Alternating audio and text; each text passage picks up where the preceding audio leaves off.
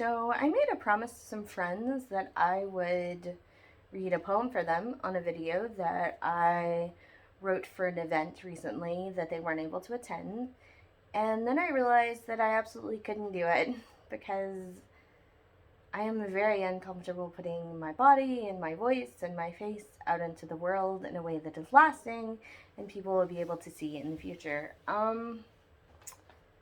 So we're going to make a deal. I'm going to sit here in my hammock chair, just like I would if you were sitting in my room with me, and read this poem and not look at you. And that's going to be good enough. We'll see. This is called What I Want. And I wrote it because I was featuring at a fundraiser for a program called Write with Pride that is a LGBT plus writing program here in Middle Tennessee. And I wanted to talk about what writing meant to me and what being queer meant to me. So this is what I wrote.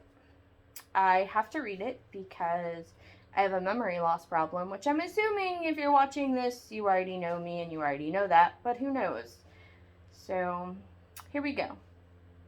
The thing I most wish people understood about my life is that to get out, to be out, I had to get all the way out. I had to kill off so many past versions of myself and leave behind everything that froze them in place. In order to staunch the blood from my wounds, I had to step away from almost everyone who shared my blood.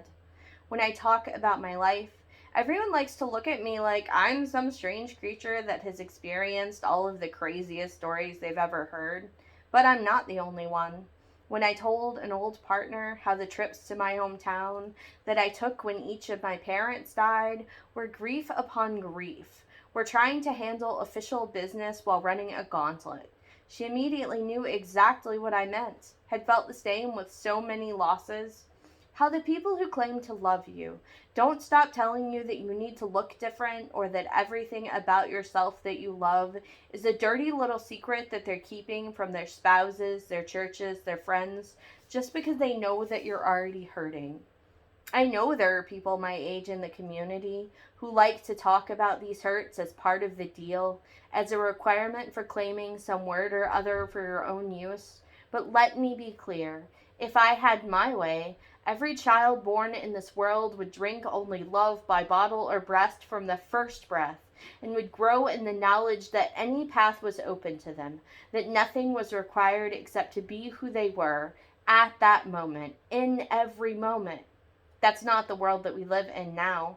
So I stand on every stage and in every venue, in blue jeans and t-shirts regardless of the event, because to step into dress clothes, whether you call them men's or women's, still reminds me too much of how many times I was told giving the right impression to the world was more important than my life or my safety. If you're going to love us, you have to love the parts of us that are walking responses to trauma. You're going to treasure the way we walk past a certain place without going in, or how we steel ourselves before a holiday dinner because it means that we know we're worth surviving it. And then you get to treasure the rest too. The way a whole room full of family can light up over the simplest of things. How we scream and dance and pass our joy from one to another over a meme, a style, a joke, over a newly discovered word that says all the things we always wanted to say, or an old one that we realized we can't be forced to speak.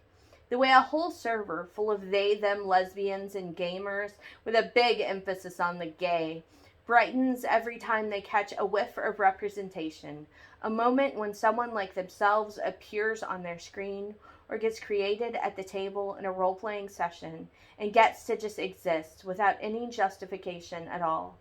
You can walk with me through this moment, how I, desperately wanting to say so many things to a world that had silenced me time and again, a world that took away my pen and burned my books, how I walked into a conference to find upon the stage a non-binary poet who trembled as they entered, warned us all that their hands would shake, that their trauma might get the best of them, but proclaimed that they were going to read to us anyway.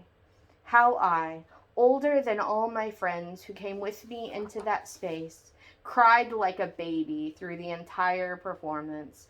Had Andrea Gibson sign a copy of one of their books with a permission I had needed for years, cry all the time, and then realized that if I wanted anything out of this life, it was to see people like myself on that kind of stage anytime they wanted to be, saying all the words that had been taken away from me, speaking whatever truth of their life may or may not be acceptable in their home, in their school, in their church, but definitely was in the sacred space they'd been given. That I wanted to see them grow up in a world where their peers and their teachers would offer only opportunities to grow in their writing and not censorship of whatever parts of their lives and themselves were deemed inappropriate. So every time someone asks me to come to some space where I'm not sure I fit, don't know how to dress or make small talk, and pretty sure I'm gonna make a fool of myself, I go anyway. Because I'm hoping that everyone in the room can see the world that I see and wants to build it, wants to hold in their hands and their hearts every bit of our trauma, so that they can hold in their hands and their hearts every bit of our joy too. So there you go, and I hope that works for what you wanted, and that's probably the best I can do right now. So